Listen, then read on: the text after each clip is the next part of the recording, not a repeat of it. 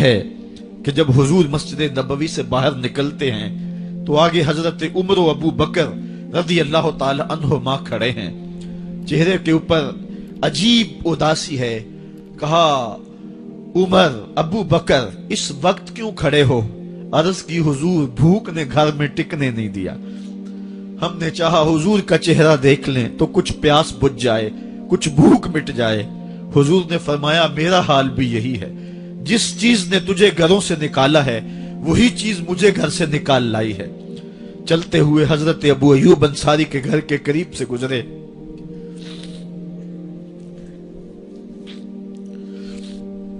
حضور کی خوشبو پا کے وہ باہر آ گئے۔ عرض کی بندہ نواز آج میرے مہمان نہیں بنتے؟ حضور نے کہا تمہاری مرضی۔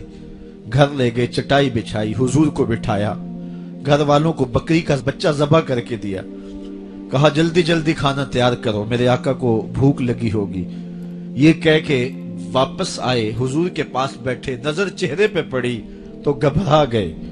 نکاحت کے آثار اتنے واضح تھے کہ سمجھ آ رہی تھی کتنے دنوں سے حضور نے کچھ نہیں کھایا۔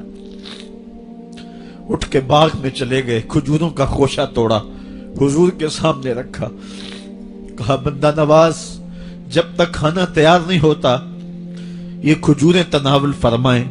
تھوڑی دیر کے بعد کھانا دسترخوان پہ لگ گیا، حضور سے عرض کی گئی حضور آئیں کھانا تناول کر لیں۔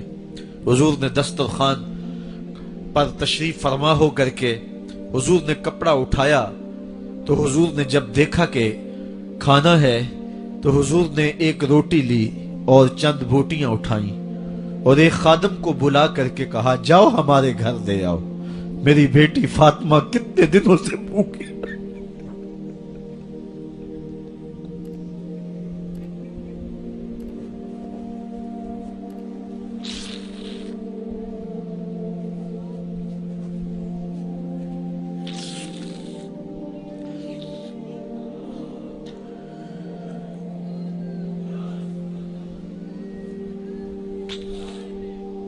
کہا جاؤ ہمارے گھر دے آؤ، میری فاطمہ کتنے دنوں سے بھوکی بیٹھی ہوئی ہے۔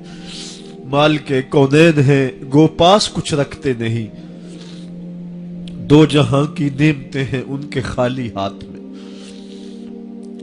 آپ کو پتا ہوگا کہ جب میرے رسول کا انتقال ہوا ہے، حضور کا وصال ہوا ہے، تو حضور کی ایک زرہ ایک یہودی کے گھر میں گروی رکھی ہوئی تھی، حضور نے زرہ رکھ کر کے اس سے قرض لیا ہوا تھا۔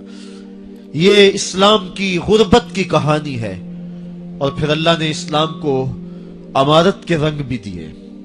آؤ تمہیں کہانی سناؤں، حضرت عدی بن حاتم روایت کرتے ہیں، صحیح بخاری میں روایت ہے۔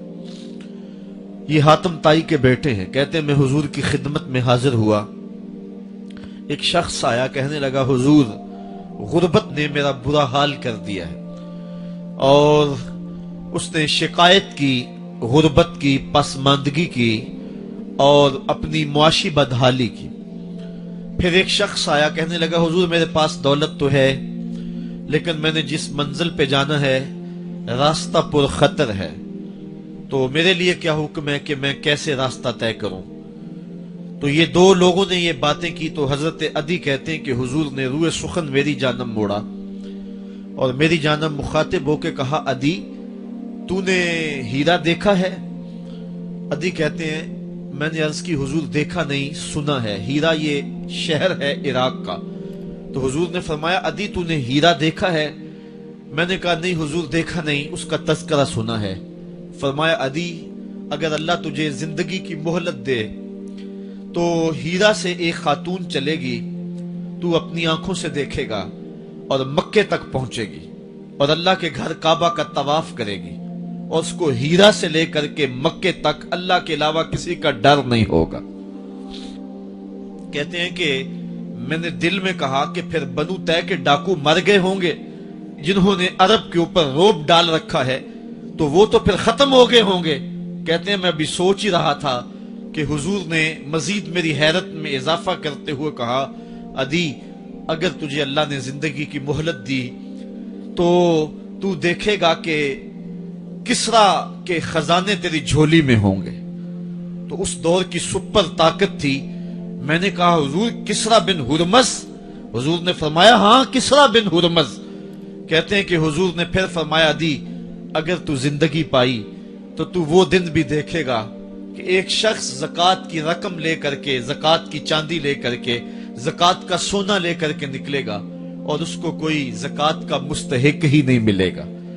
حضرت عدی بن حاتم کہتے ہیں کہ پھر میں نے وہ منظر اپنی آنکھوں سے دیکھا کہ ہیرا سے ایک خاتون چلی اور مکے تک پہنچی اور امن ایسا تھا کہ اس کو اللہ کے علاوہ کسی کا ڈر نہیں تھا. پھر وہ لمحے بھی میں نے دیکھے کہ کسرا بن ہرمز کے خزانے مسجد نبوی کے باہر پڑے ہوئے ہیں. تو کہتے ہیں تیسری چیز میں دیکھ نہ سکا اور میں نے لوگوں کو کہا کہ یہ میں تو نہیں دیکھ سکا، میری شاید زندگی وفا نہ کرے، اور اگر تمہاری زندگی وفا کرے تو تم دیکھنا میرے آقا نے جو فرمایا تو 2 باتیں تو پوری ہو گئی ہیں اور تیسری بات تم دیکھ لو گے. حضرت یحییٰ بن سعید فرماتے ہیں کہ حضرت عمر بن عبدالعزیز کا زمانہ تھا اور انہوں نے مجھے افریقہ کی جانب زکوٰۃ وصول کرنے کے لیے بھیجا. میں وہاں سے زکوٰۃ وصول کی اور پھر میں زکوٰۃ لینے والے مستحقین کو ڈھونڈنے لگا.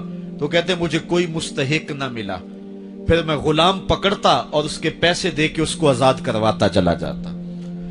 حضرت عمر بن عبدالعزیز کا زمانہ ہے کہ گورنر ہے عراق کا.